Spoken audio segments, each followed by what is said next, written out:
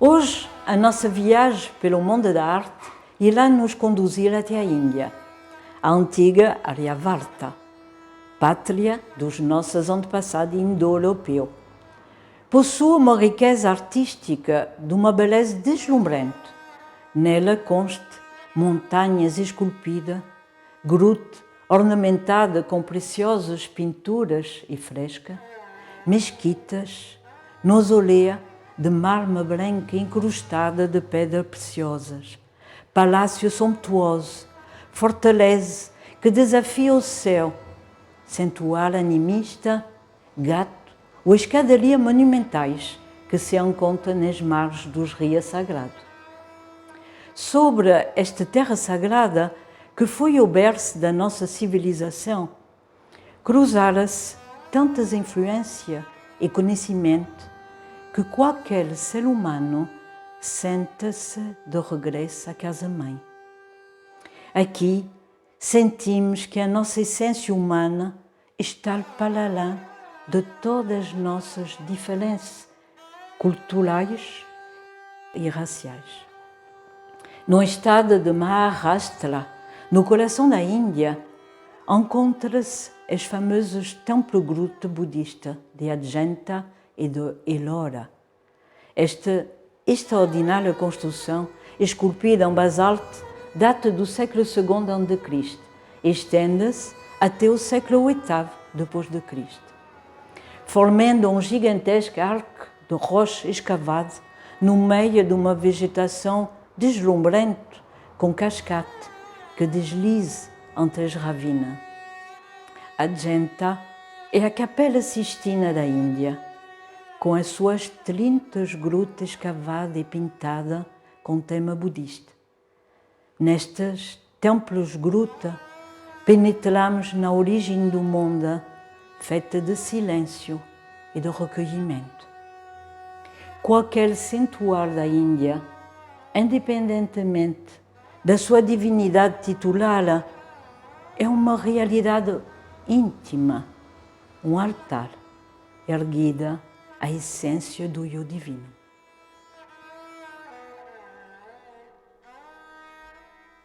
Para o pensamento original da Índia, tal como encontramos expresso nos primeiros versos introdutórios do Natya Sastra, a arte é definida como sendo não apenas uma fonte de prazer e um meio de conhecimento, mas também como sendo uma única atividade destinada a todos os homens, sem distinção de caste.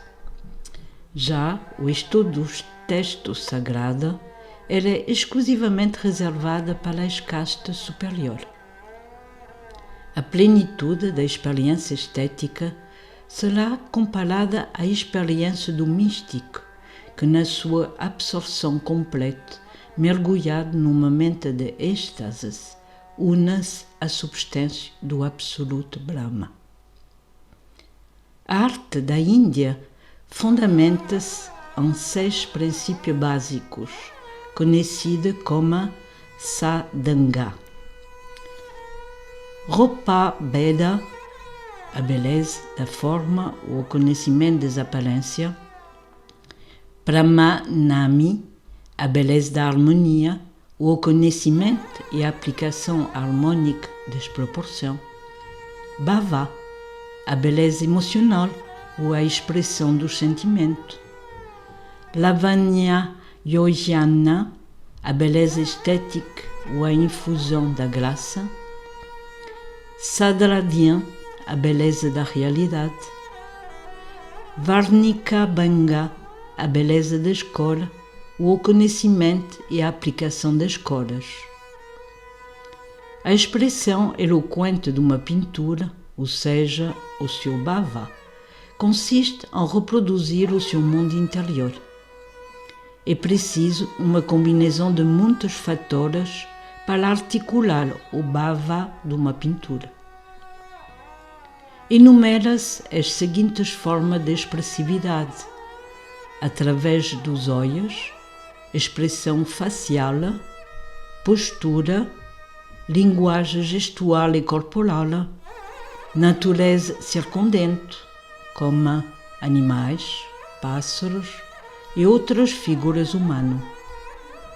Mesmo as rochas, a água e plantas podem ser empregadas para trazer o bava. Esses aspectos ganham maior importância nas pinturas narrativas, que exigem habilidades especiais para retratar os efeitos dramáticos e reação dos personagens na sua progressão de quadro em quadro.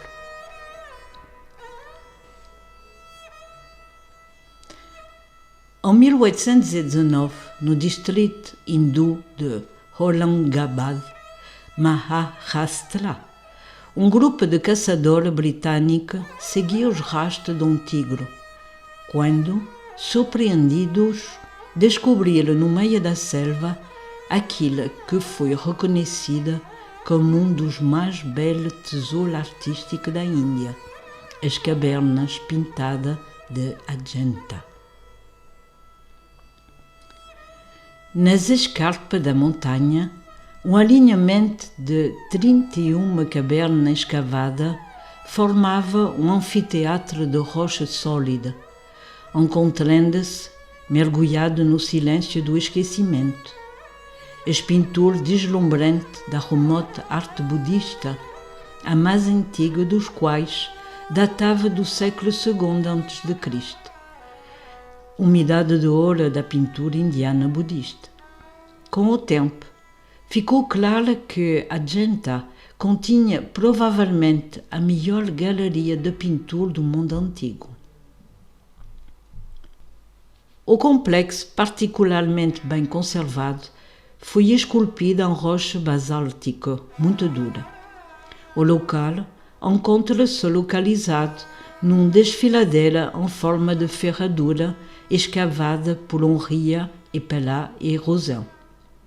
A falésia foi totalmente escavada para construir mosteiro e templo, que servia de abrigo durante a estação de chuva. Todo o conjunto reflete as proezas arquitetônicas dos artesãos indianos da antiguidade. Os templos grutas abrigavam mais de 200 monges, além de uma comunidade de pintores, escultores e trabalhadores responsáveis pela escavação e decoração. A maioria dos trabalhadores no local não é budista, mas hindu, empregado pela corte real da época. A arte da Ajanta reflete os últimos esplendores da Idade de Ouro dos Gupta. Estende-se de 320 a 550 d.C. e trata quase exclusivamente daquilo que podemos chamar de lenda dourada do Buda Sakyamuni, vida passado, relato e episódio da sua vida até o culminar da sua iluminação. A escavação arqueológica mostra que Ajanta é um centro monástico e universitário.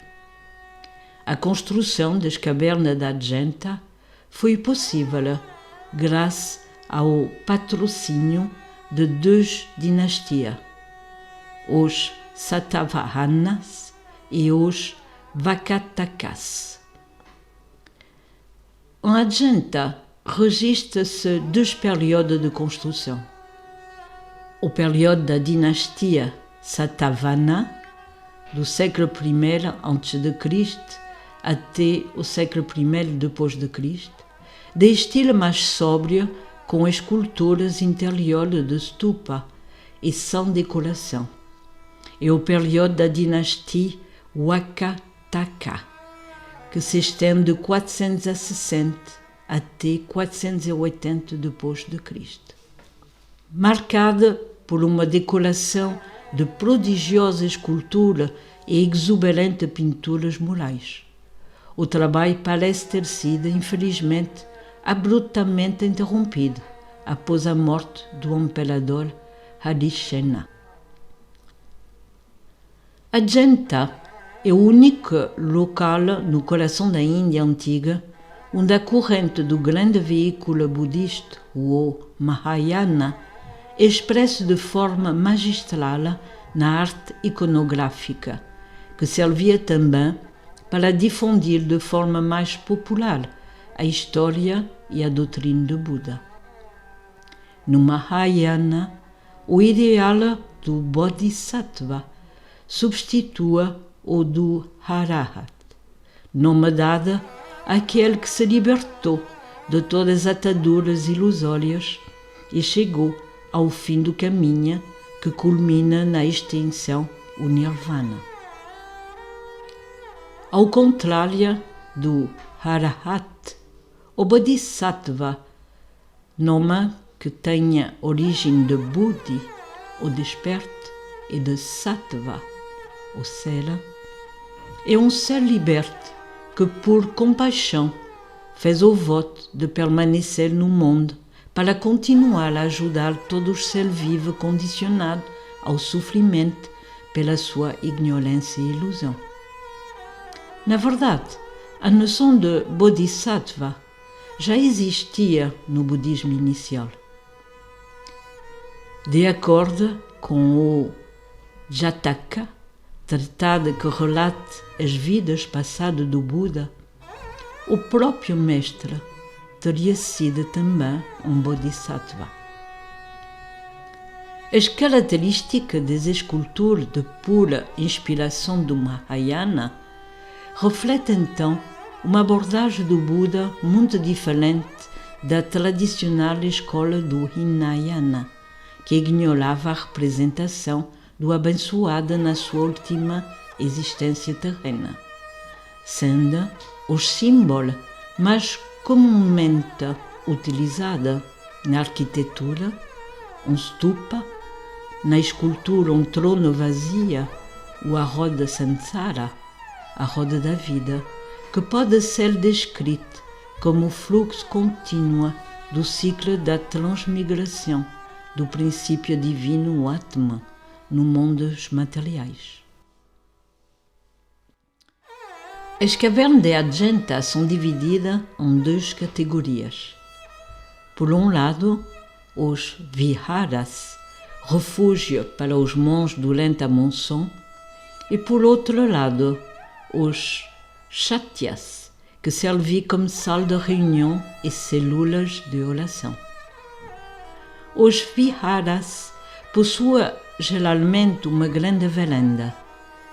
Essas estruturas de entrada possuem uma cobertura apoiada em coluna de pedra.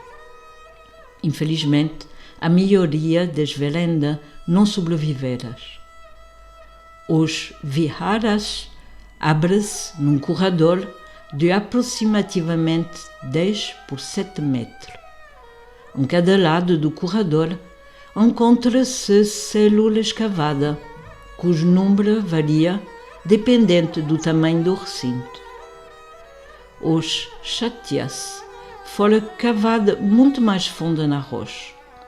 Os maiores têm 30 por 14 metros, incluindo o claustro.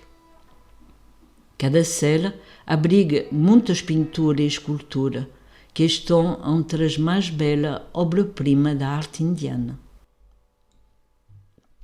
As pinturas murais de Ajanta não são a fresco, como às vezes são descritas, erroneamente, pois não foram pintadas sobre o gesso de cal molhado. Esses murais foram executados com o uso de um meio aglutinante de cola aplicada a uma fina camada de cal seco. Abaixo desta superfície lavada havia 2 camadas de gesso cobrindo as paredes de pedra. O primeiro era uma camada grossa e áspera de lama misturada com grande rocha, fibras vegetais e outros materiais.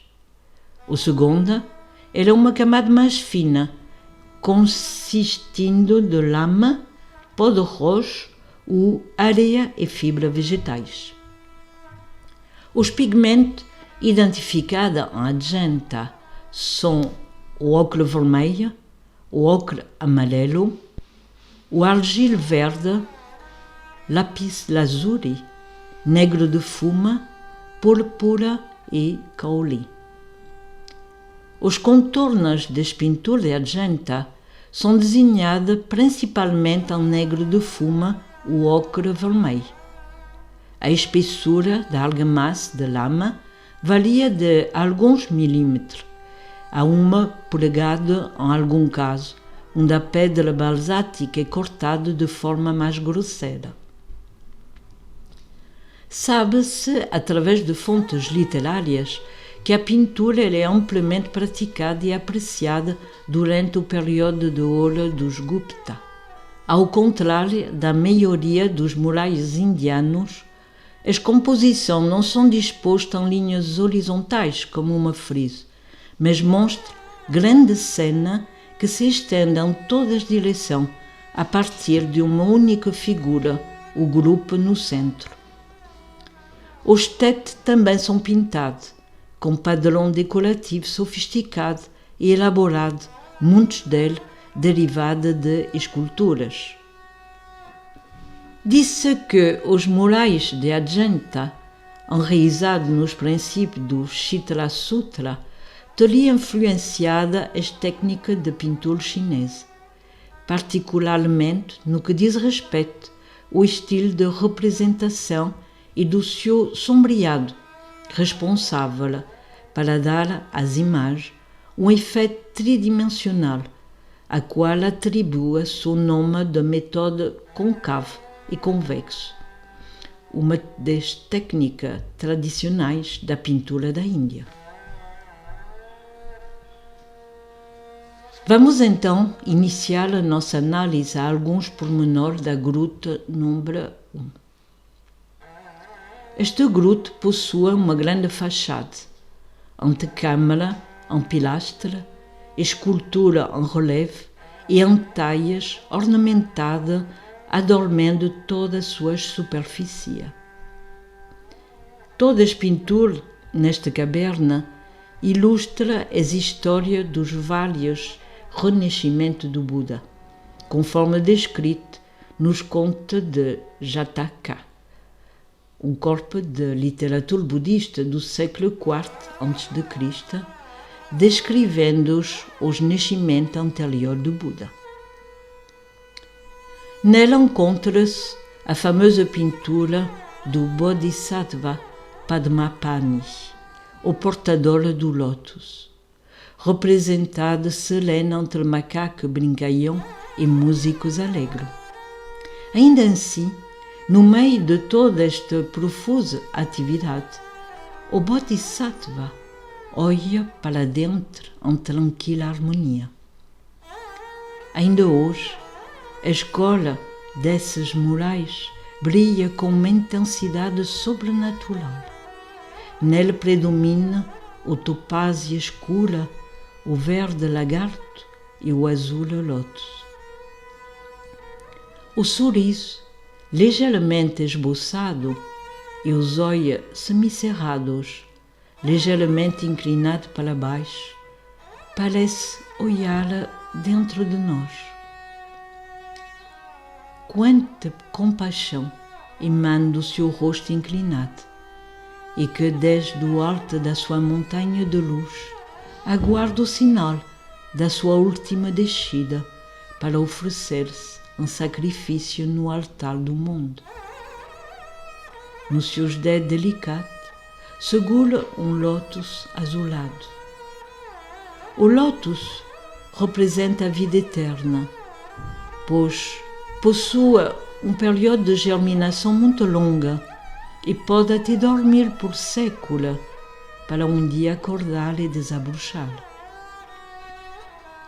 A semente de lótus contém em si mesma a miniatura perfeita da futura planta.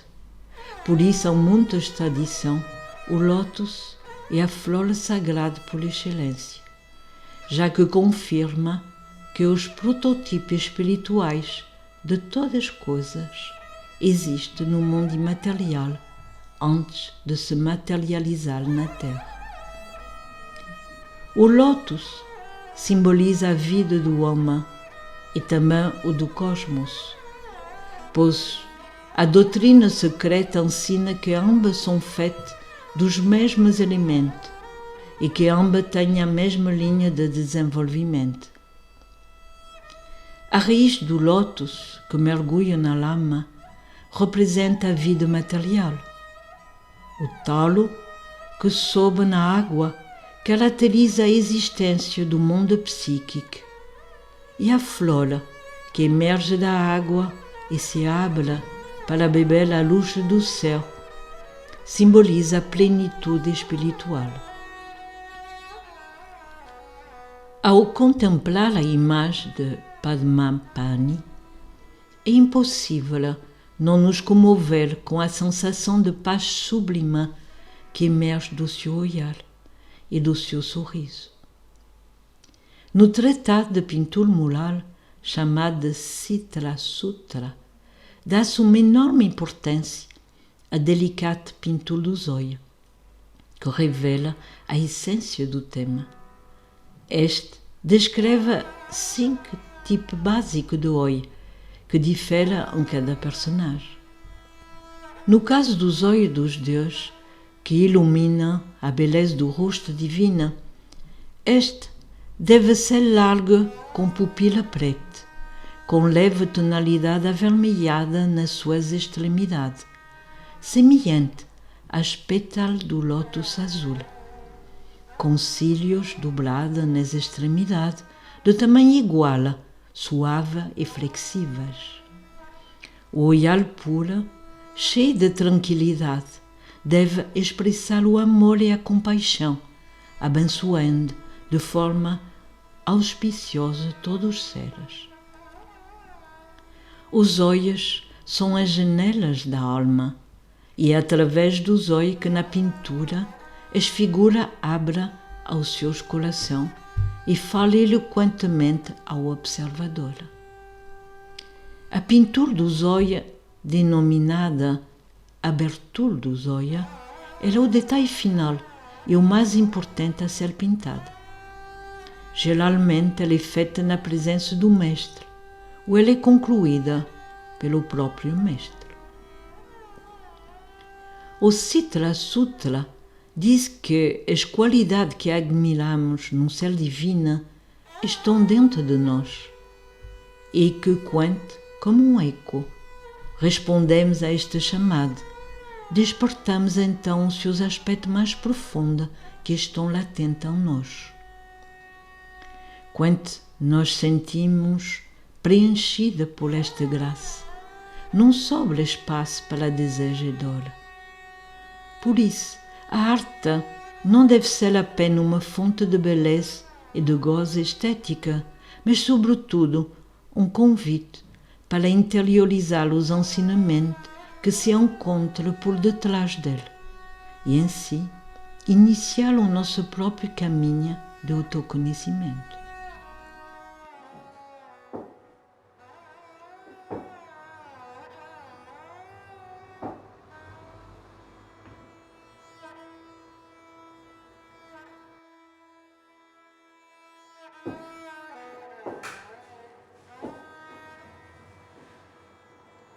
A arte oriental pode ser considerada como uma via de autorrealização, sedimentada na sublime sabedoria do yoga. Este requer, pela sua execução, uma longa preparação, uma disciplina purificadora, como também a aquisição de profundo conhecimento baseado nos fundamentos metafísicos que lhe dera origem. No Oriente, a arte não é meramente considerada uma atividade técnica, criativa ou lúdica, mas constitua uma via de transmutação, uma experiência vivencial do artista. Esta deve levar a sua consciência até a beleza ideal, refletida no canon, o conjunto de princípios inteligíveis que se manifesta em todos os elementos da natureza. Quando uma obra de arte resulta imperfeita, os mestres da Índia costumam dizer que o artista fraquejou na sua meditação, deixando que interferência ou imperfeição do mundo exterior corrompesse a sua obra e diminuísse o seu esplendor. E aqui termina a nossa viagem pela Índia, com este maravilhoso testemunho da sua arte sagrada, porque a Adjenta é um itinerário espiritual que permite abrir os olhos da nossa mente e mergulhar no mais profundo do nosso coração. Porque talvez um dia vós, também como eu, a Adjenta, poderão ser transportados até o mais profundo do vosso templo gruta e aí sentir-se tocada pelo bálsamo do doce sorriso do seu divinas morador.